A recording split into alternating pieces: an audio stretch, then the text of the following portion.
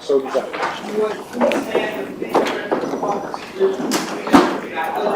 To the flag of the United States of America and to the republic for which it stands, one nation, under God, indivisible, with liberty and justice for all. Thank you, sir.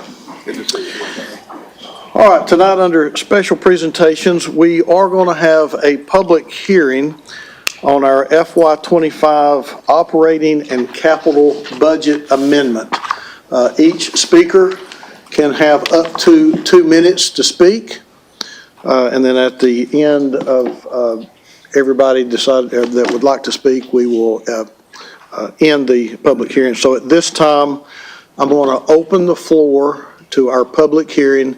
Anyone that would like to address the council on the operating and capital budget amendment may come forward at this time.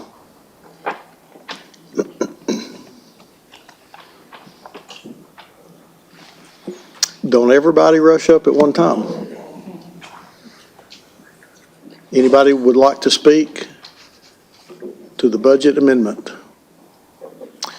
Council, I am not seeing anyone that is coming to the podium to speak to this amendment. So at this time, I'm going to close our public hearing and proceed with our agenda. Could I have a motion on the minutes? All right, with no objections, the minutes will stand as they are recorded.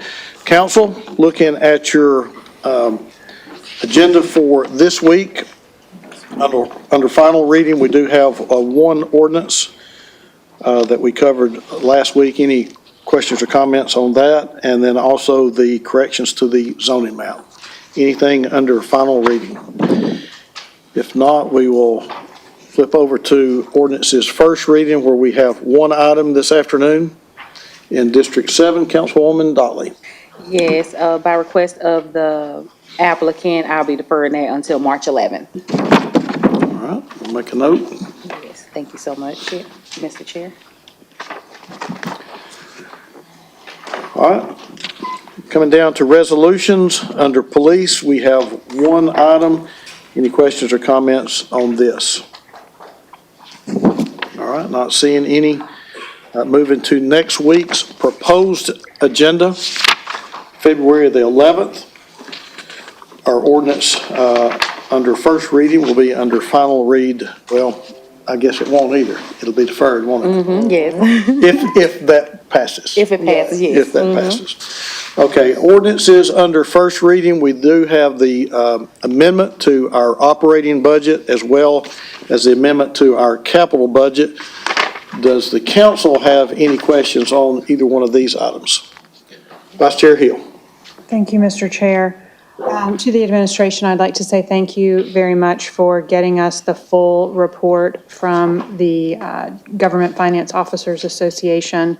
I've been studying the risk-based analysis and stress test report, and I think it does provide our council with some important guidance related to some policies that we need to get into place. You know, we spoke a week or so ago about the fact that decade or so ago, a council made a decision to have a resolution saying that we would have a 15% reserve at all times.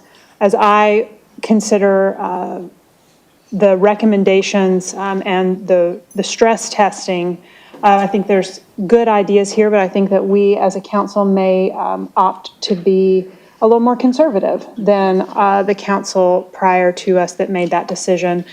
So there are some good suggestions on a range for an upper level range of how much we would want to hold, as well as a lower range. And so I'd like us to be considering those resolutions, I'd say within a month, Mr. Finance Chair, after we look at this vote next week, because it is well within the range of where I think we would want to land as a healthy city for maintaining our reserve. But the sooner we take care of the housekeeping, I think the better I will sleep at night, knowing that we have some parameters set in place that we've all agreed to. So, thank you. That's all, Mr. Chair. Thank you. I do want to recognize a group of our Chattanooga firefighters that are with us here this afternoon. Gentlemen, thank you for being here. We want to thank you for what you do. And I know this budget amendment, especially for the capital, well, in the operating budget, this $8 million infusement will significantly improve our fire and police pension fund, and hit a milestone, getting it up to 60% funded, which is big. Oh, Councilman Smith, you're good now? Okay. Councilman Ledford. Thank you, Mr. Chair. Let me echo Councilwoman Vice Chair Hill's comments about the financial floor as we discussed. And Stephen, where are you? I see you there. Thank you for taking a few moments to explain to me, I think, where the recommendation is going to come from. And I think we will be pleased. I may not be here when that's voted on, but I think we will see that level raised, which is a much more conservative number than I think where it currently sits. And I think that's fiscally responsible, and I appreciate you sharing that information with me. Thank you. I'd also like to recognize Chris Hopkins, our appointee to the Fire and Police Pension Fund. Thank you for being here. And Katrina Abbott, our administrator. okay, Katrina Abbott, thank you for being here this evening. All right, any other questions concerning under Finance A or B? All right, moving on to planning. We do have several planning items that we'll be discussing during our planning and zoning meeting, or planning and zoning committee meeting here in just a few minutes under Councilman Ledford.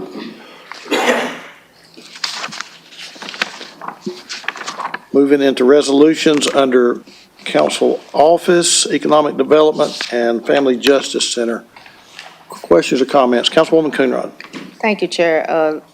Last week I deferred item G. I'm not deferred, but I asked for it to be tabled. But I would like for it to be placed back on the agenda. It says already on here for the 11th, but it was, we tabled it last week.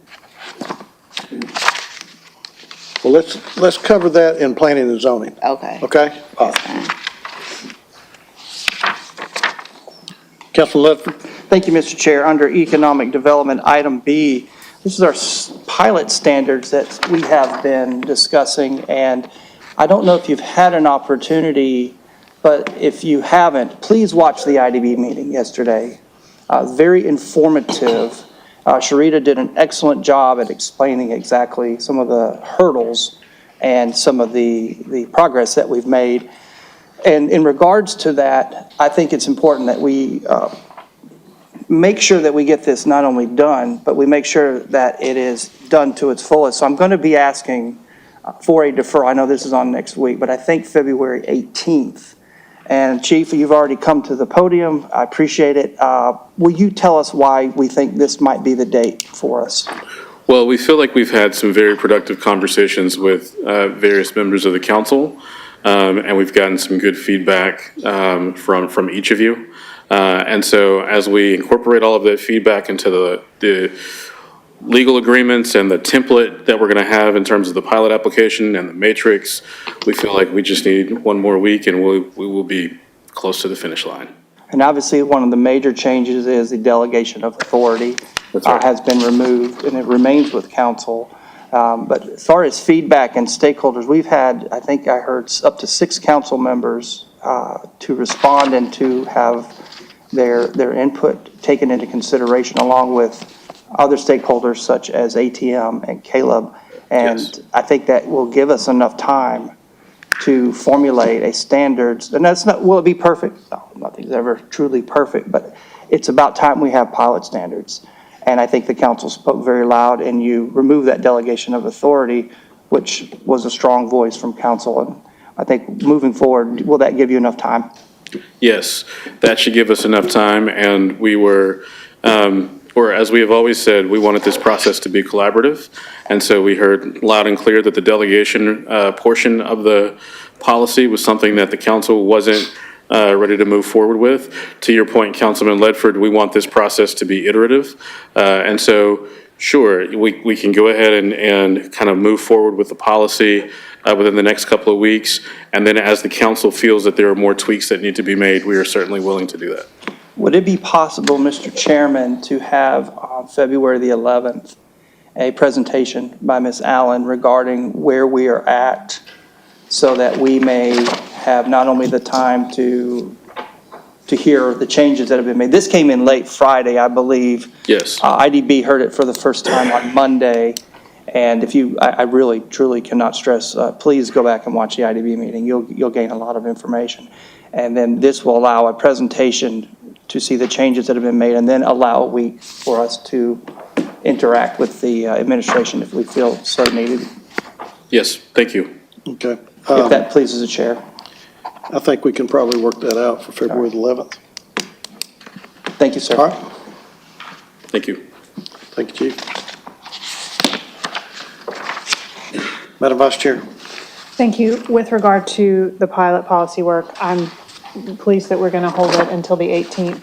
It's very important work, and I, for one, welcome the additional time. I did want to say that I think the work that's been done thus far to improve the matrix is really helpful. We're getting more and more specificity, which I think adds to the transparency of the process and the policy overall.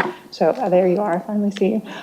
So thank you very much, Sharita. That's especially as we look at these kind of extra points related to the locations of the projects really fitting in with where we as Chattanooga leaders want to see improvements and investment in our community, as well as dialing in a lot tighter on what it means to be offering a unique community benefit or to be an exceptional corporate steward. Appreciate that work. Thank you. Anyone else? All right, moving on to Parks and Public Works. I think we do have Parks and Public Works Committee meeting today that you can address any questions under Parks and Public Works to Councilman Hester at that time. Council, at this time, if you would pull out your purchase request for this afternoon. I think we have 3 items on that list. Questions or comments? Councilwoman Dolly. Yes, my question, it's not about purchases, but I did want to request a public safety committee meeting for next week to discuss the Humane Society and get a police department update. Okay. Thanks.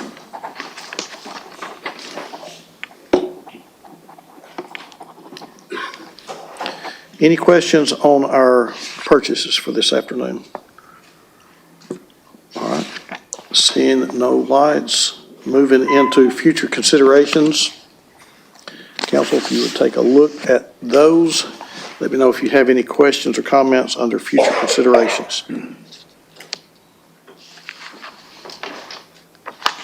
All right, very well. At this time, we will move into Parks and Public Works.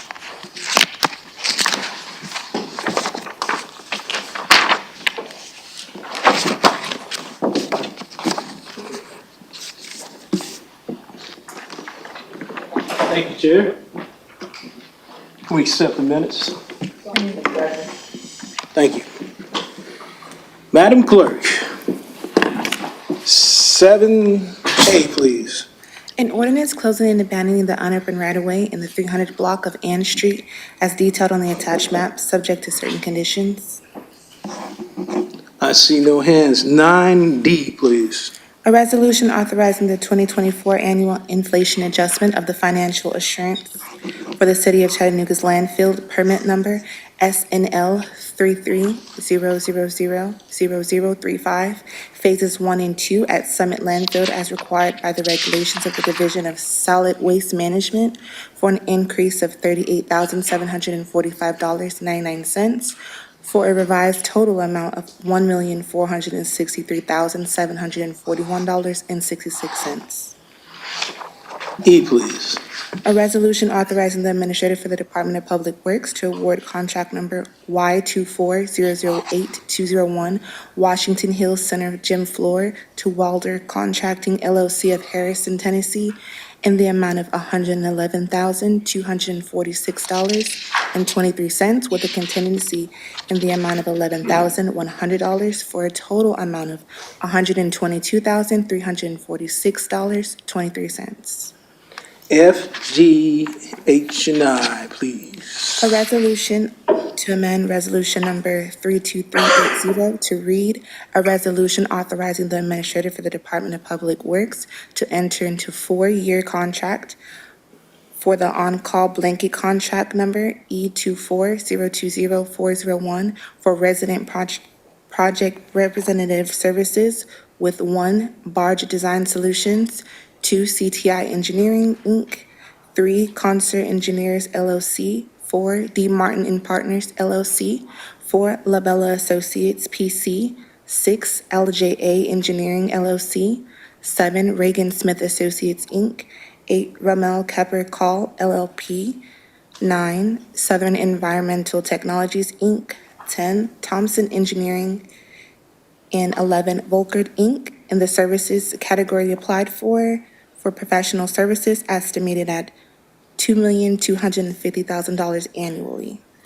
G, a resolution authorizing the appointment of Norman Smith as a special police officer unarmed for the City of Chattanooga Department of Public Works to perform duties expressly limited to the performance of duties in his position as a soil engineering specialist. H, a resolution authorizing the 2024 annual inflation adjustment of the financial assurance for the City of Chattanooga's landfill, permit number SNL 3300000273, original of Birchwood Landfill as required by the regulations of the Division of Solid Waste Management for a decrease of $25,119.09 for revised amount of $1,485,205.97. I, a resolution authorizing the 2024 annual inflation adjustment of the financial assurance for the City of Chattanooga's landfill, permit number SNL 3300000273, lateral expansion area 3 at Birchwood Landfill as required by the regulations of the Division of Solid Waste Management for an increase of $345,021.64 for revised total amount of $9,424,538.52. Thanks a lot. Is Norman Smith present? Thank you. Being appointed to your position. That concludes Parks and Public Works. Just want to thank the guys with Public Works and Parks for the job you do. Keep up the good work. Thank you, guys. Now we'll have Planning. Councilman Lester. Good afternoon, everyone. Welcome to Planning and Zoning. I apologize for the month that you've had to wait so long.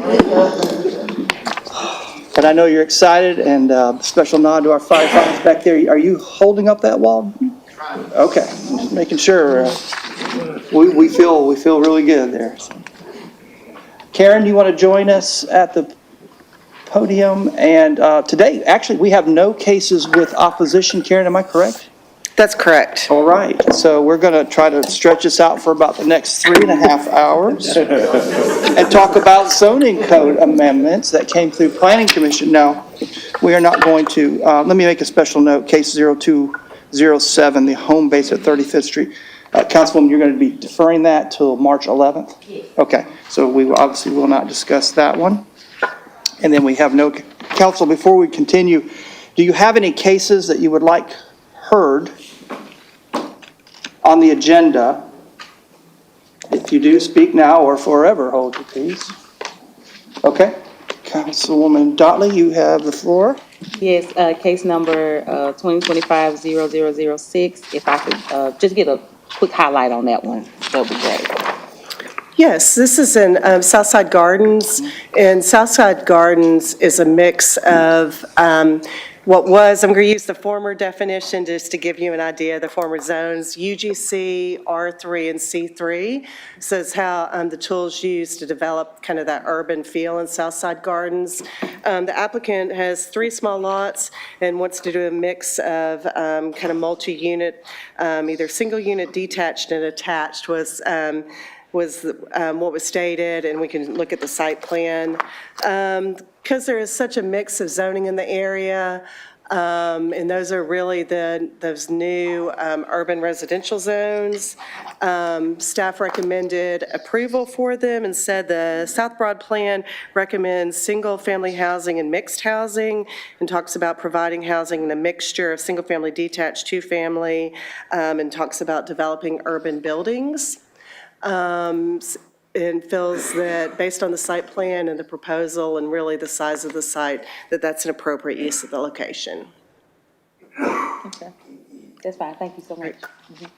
Karen, I do have a couple of requests. Councilman Hester, did I see your light, sir? It's up. It's, you want to hit it, or are you good? I'm good. Good.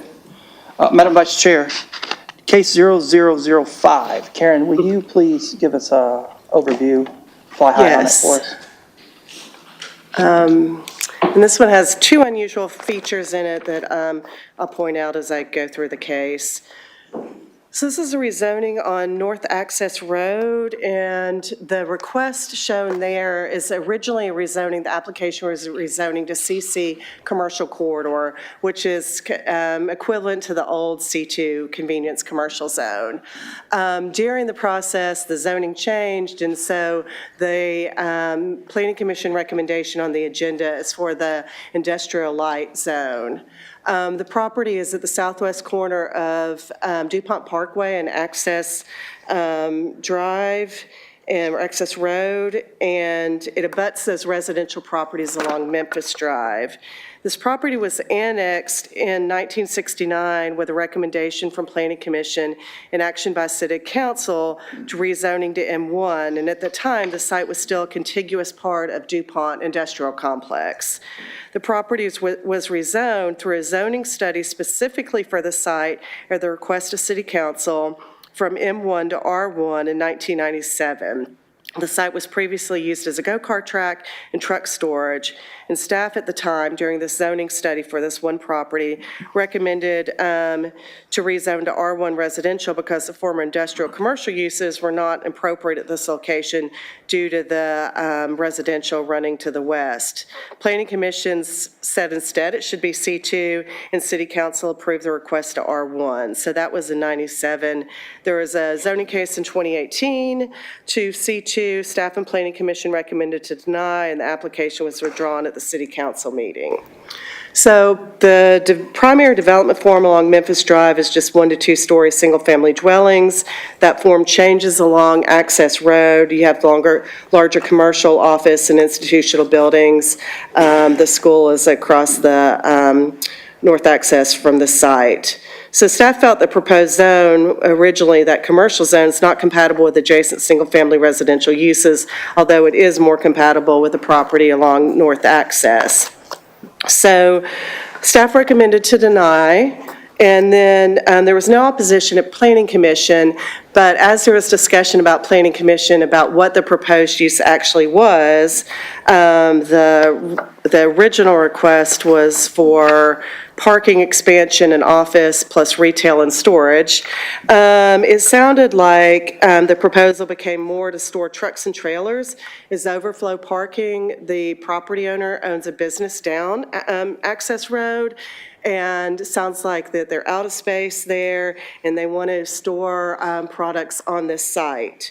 So in speaking with Planning Commission and staff, it was determined that that's not an allowed use in the CC zone, and that the zones are more industrial, and of the 2 zones that are allowed, the industrial light zone would be the zone that would allow that use. And due to the nature of the storage, the Planning Commission felt that that was appropriate use of the location, and that comes with a recommendation from Planning Commission to approve the industrial light zone at this location. And there was discussion, and I'll go back to the site plan. You'll see a natural gas easement running behind the Memphis Drive properties and to the So that natural gas easement, there's some discussion about landscaping would not be able to go there. Landscaping would have to go, get the natural gas easement, then the landscaping. And so that was part of the discussion that helped Planning Commission feel that there would be enough buffering between the proposed uses and the residential property. Okay, thank you for that. Yeah, this is an interesting request and an interesting property because while it, I guess, has this 1997 R1 designation, it's never been residential. And the fact that it nestles almost under DuPont Parkway. So I think the homeowners have been very used to having some cement back there as it is.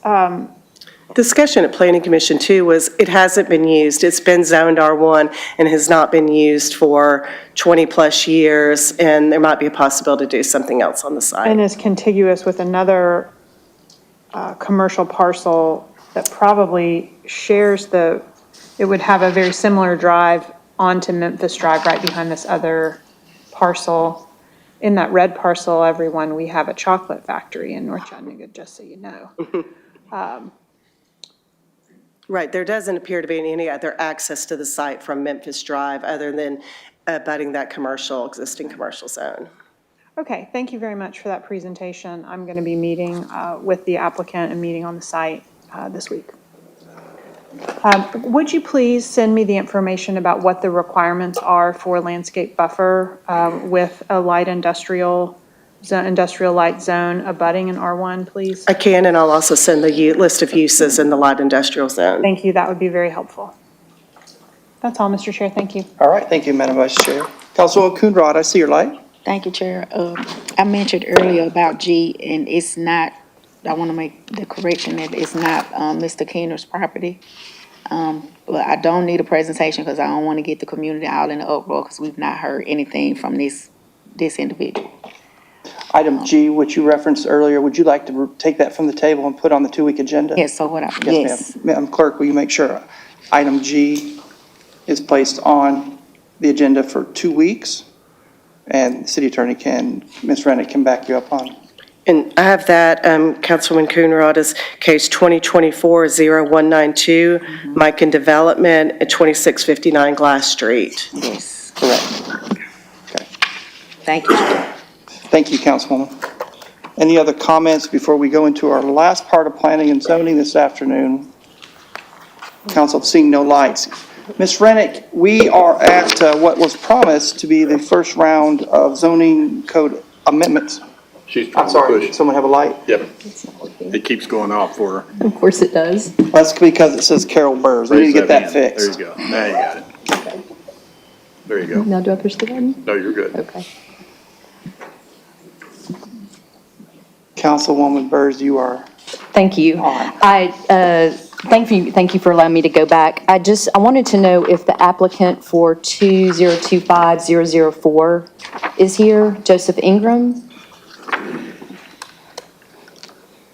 I don't see Mr. Ingram in Okay. the audience. I definitely would like to find out more about this particular case before we vote on it today.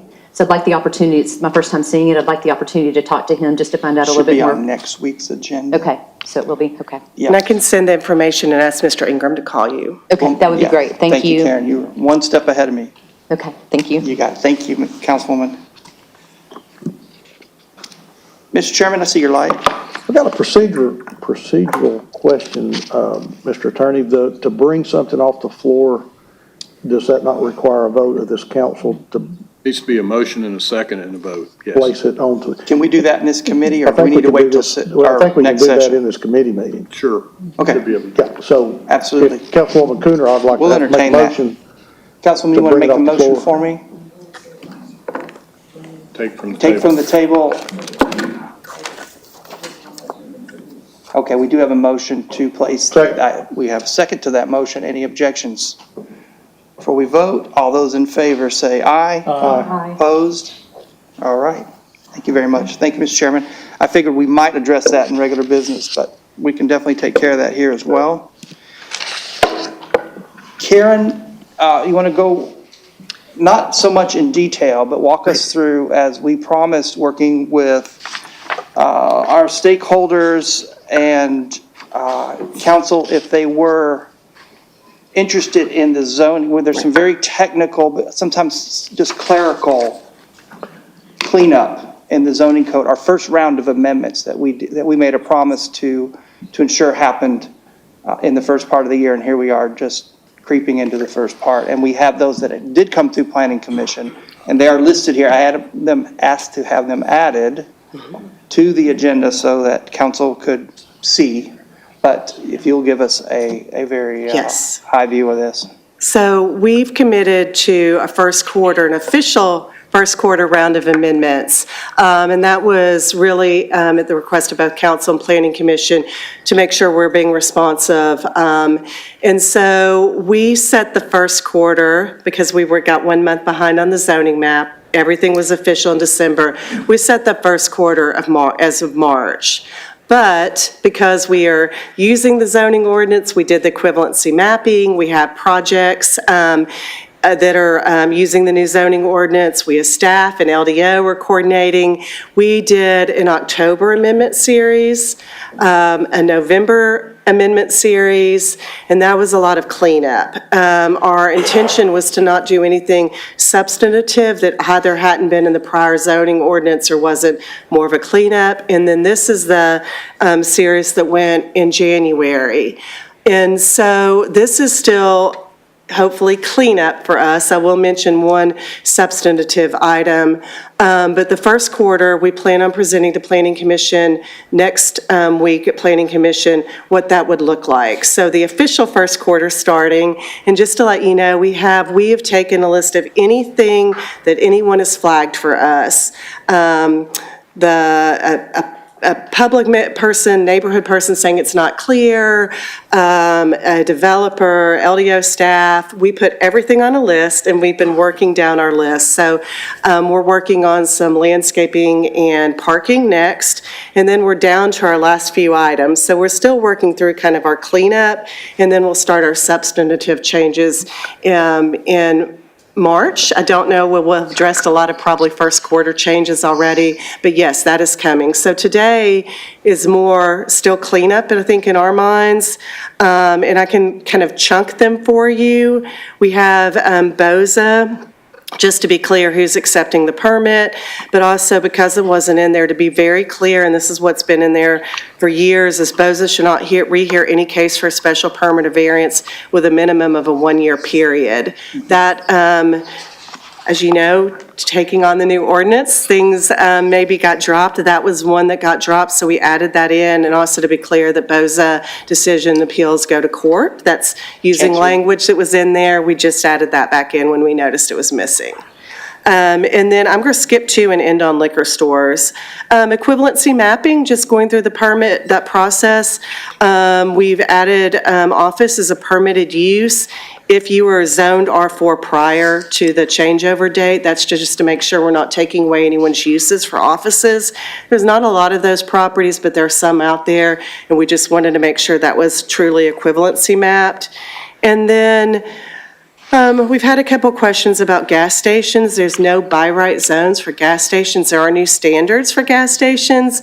So the change is having them be a permitted by right use in the C2 zone. What was the C2 zone is now the CC zone. So there are new standards that will hopefully make gas stations more compatible, but that is so they're a by right use somewhere in the city in that zone. Some carryover, we had some items that had previously been related to some use definitions. These were items that were form-based code definitions we added in and got missed in the process. And then also, particularly for Chairman Ledford, maybe of interest, we had not had the language in there that if a case was denied, that no new application could be submitted after 9 months from council action. So that also had been missed. So some cleanup, and then I'll end on liquor stores unless there's certainly any questions. I'm happy to answer any questions. So Liquor stores have been a special permit from City Council, along with a few other items that didn't get, there weren't many other special permits besides PUDs that go to council. We moved, some of those got changed, some of those moved to Board of Zoning Appeals, but somehow in the process, liquor stores were no longer going to, as a special permit from council. And it wasn't cleaned up in the alcohol ordinance either. So we met with City Attorney's Office, LDO, went through both the alcohol code and zoning ordinance. And this amendment moves it back to how it has been forever. It still said you need a special exceptions permit, but it wasn't clear it was going to council. So we changed the retail sales of liquor definition to be very clear. We're talking about a liquor sale, a liquor store that has retail package. So it's not, is it liquor? Is this a liquor store? So we went back and cleaned up that language. And that's a little bit of what we currently or have had in the past, along with making sure it's the language from state law. We changed liquor store, we changed the land use table to say we're talking about liquor stores, because people know what a liquor store is. And then we changed everything where it says special exceptions permit or a permitted use, that it's a special exceptions permit by council, which is what we've had in the past. We did add liquor stores as a special exception permit by council in the heavy industrial zone and the industrial extraction zone. That's the former M1 manufacturing and the M4, which isn't used but quarries pretty much. But that's in a lot, those seemed reasonable uses in those zones. And then we weren't clear on micro production of alcohol. That was changed to permitted use in the heavy industrial zone. And so that was just kind of a review of all the alcohol and making sure that we were addressing uses. But this does have liquor stores go back to, or to be clear, they are going to council with a special exceptions permit. Very good. One quick note, Karen, going back to Boza, will you please add the word chancery in front of court? Yes, I will. Thank you. So that we don't, we're very specific on where it lands. Thank you for that. Yeah, no worries. Council, you've seen the proposed changes coming up for next week. Questions or comments on this round? Okay. Oh, Councilwoman Dolly, I see your light. Yes, could you define micro production of alcohol? Yes, let me see if I can get to it quickly. If not, I might have to send it to you. That is someone having like a distillery or distiller in their restaurant, like I am. I distill beer and then sell it in my restaurant. That to me is the easiest description, but I will send you a definition of that. Okay. Would I dare step and say microbrewery? Yes, correct. Where you're doing you are doing something on site. A lot of it goes along with the retail sales. Okay, and those will be by right in the IH zone? In the heavy industrial zone, which is the old M1 zone, so it allows that activity to happen. Okay, is it allowed to happen now? I believe it is, but I will check. Okay. We've streamlined some of the definitions, but I'll pull the old one and the new one and send that out to council. Okay, right, thank you. Thank you, Mr. Chair. Yes, ma'am. Thank you. Council, any further questions? Seeing none, Mr. Chair, Karen, thank you for all your hard work on this. We will recess until 4:30, sir. We are in recess till 4:30. Thanks, everyone.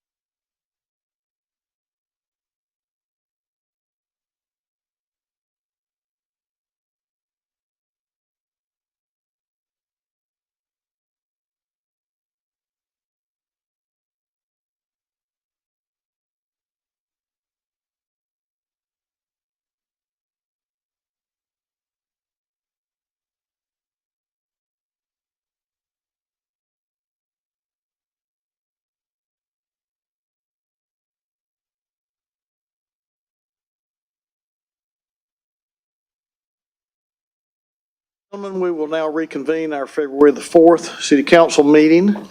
Moving into our order of business under final reading, Madam Clerk, 7A, please. An ordinance closing and abandoning the unopened right-of-way in the 300 block of Van Street as detailed on the attached map subject to certain conditions. Move to approve. All right, we have a motion on the floor to approve with a proper second. Questions or comments? All in favor, aye. Aye. Any opposed, no. Motion carries. 7B, please. An ordinance to approve corrections to the official zoning map. Councilman Ledford. Mr. Chairman, on final reading, I'd like to move to approve. Second. All right, we have a motion to approve with a proper second. Questions or comments? All in favor, aye. Aye. Any opposed, no. Ayes have it. Moving into ordinances, first reading, or ordinance on first reading. We only have one. Madam Clerk, 8A, please.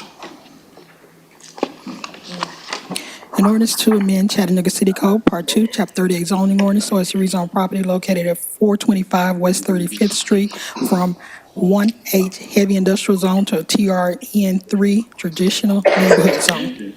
Councilwoman Dotley. Yes, by request of the applicant, I move to defer this until March 11th. All right, we have a motion on the floor to defer with a proper second. Questions or comments? All in favor, aye. Aye. Any opposed, no. So moved. Moving into resolutions, 9A, Madam Clerk.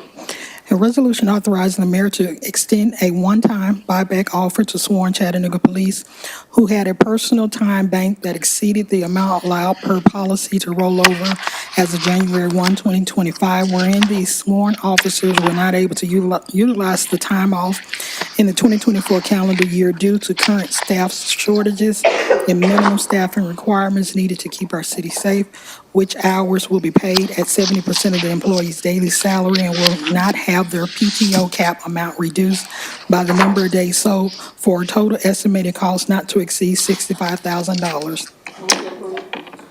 All right, we have a motion on the floor to approve with a proper second. Any questions or comments? All in favor, aye. Aye. Any opposed, no. Motion carries. Moving into purchases, Ms. Talley.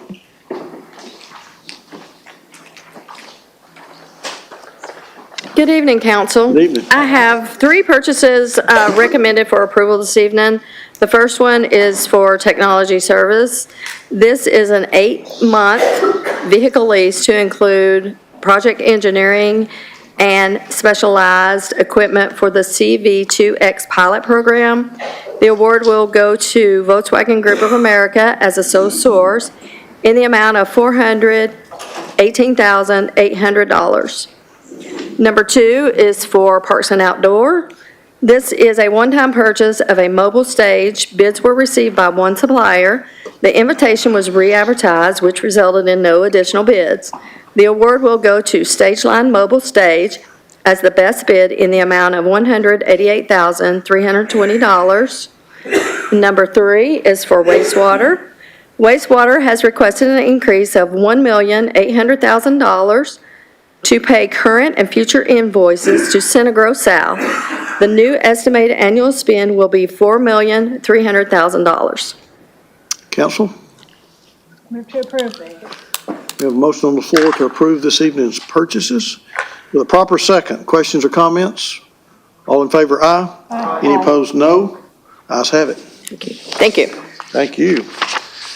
Moving now to committee reports, Councilman Smith.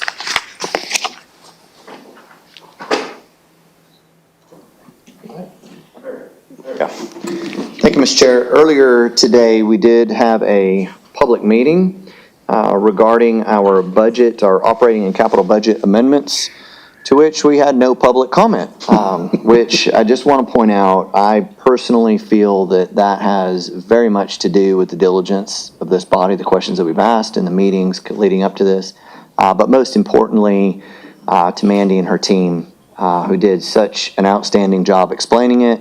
It was very clear. There were no questions left after there were some and answers given. Really, to me, the credit goes to Mandy and her team and the whole finance team for all the work they did to make sure that this budget amendment was put together in such a way that we've got full support. Thank you, sir. Councilman Ledford. Thank you, Mr. Chair. Planning and Zoning did meet today. One of the items dear to our hearts was the promise that we kept with the new zoning code coming on board, that we would keep the amendments coming, keep thinking, keep engaging with stakeholders. The amendments to the new zoning code that were addressed were mostly technical and clerical in nature. And as we move forward, I know this council and the administration, especially RPA, will continue to take a deep look at it and make sure that the zoning code is the very best it can be. Thank you, sir. Councilman Hester. Parks and Public Works did meet today, and again, I echo to you, Jeremy, keep up the good work, man. Thank you, sir. Councilwoman Burrs, you have a committee report today? I do not. Thank you for asking. You're welcome. Councilwoman Coonrod. Councilwoman Knoll. No report. Councilwoman Dotley. We will have a public safety committee meeting next week. All right. And Madam Vice Chair. No report. Thank you. All right, that covers all of our agenda items this afternoon. We now come, well, actually, under other business, Mr. Attorney. Yes, sir. I believe you've passed a letter of compliance around, certificate of compliance. Yes, sir. There's a certificate of compliance for I guess, a wine and grocery store operation here. That's the Bargain Barn, Inc., United Grocery Outlet number 10. It will be operated at 4758 Highway 58 in Chattanooga, Tennessee, and it meets all the requirements for the applicants under our code. That's the one item that has to be done here. This does not need a special exceptions permit based upon where it's going. Okay, and you obtained 5 signatures. Yes, sir, I have. All right, now we have completed our agenda items, and we come to the time that we recognize persons wishing to address the council this afternoon. Do we have anybody that would like to address the council? If so, if you would come to the podium, I'm going to ask the attorney if he would read the rules for addressing the council. Yes, sir. And at the end of each council business meeting, the chair will recognize members of the public who wish to address the council, and here's your rules. Each speaker wishing to address the council can only be recognized at the microphone up front for that purpose. Can't have more than 3 minutes to speak, and you can address the council only upon matters within their legislative and quasi-judicial authority and not on matters which are not under their authority or are regulated by other governmental bodies or agencies. Do not engage in vulgar or obscene language, nor use the floor to personally attack or personally denigrate others, and address your comments to the council as a whole and not towards individual council members. And lastly, do not engage in disorderly conduct or disrupting a public meeting, which is prohibited under Tennessee law, and someone commits an offense if a person substantially obstructs or interferes with a meeting by physical action or verbal utterance with the intent to prevent or disrupt a lawful meeting or gathering. Having stated those rules, please go ahead, Mr. Bell. Well, thank you, Mr. Attorney and Council. Mr. Chair, can we still play our recording? We know who you are, but give us your name for the record, please. You always tell us you're the $1 million voice, so what is it? $1 trillion voice. I'm sorry. Yes, sir. Marty Bell, the homeless journalist, the gray-haired fox, the man with the $1 trillion voice. 727 East 11th Street is my place of domicile. Yes, sir. Go ahead and play that for 2 minutes, 34 seconds, if you'd like. Okay, let's do that. 211 billion, 34 million, that's why I'm calling. Tony, it's time now. This Dan the man, his name is Dan Ruthers, Utters, however you pronounce it, with the Chattanooga and Hamilton County Planning Commission. He's the executive guy. Well, Tony, in race, that's what Justices Jeffrey Bivens took down now. In race, docket numbers 19C 1049 and docket number 19C 1113. Tony, this guy here from Georgia, he's a Georgia, but he has done worse than what they charged my chief, Celeste Murphy, is doing. Tony, April the 30th of 2024, I'm in the city council with Chief Celeste Murphy.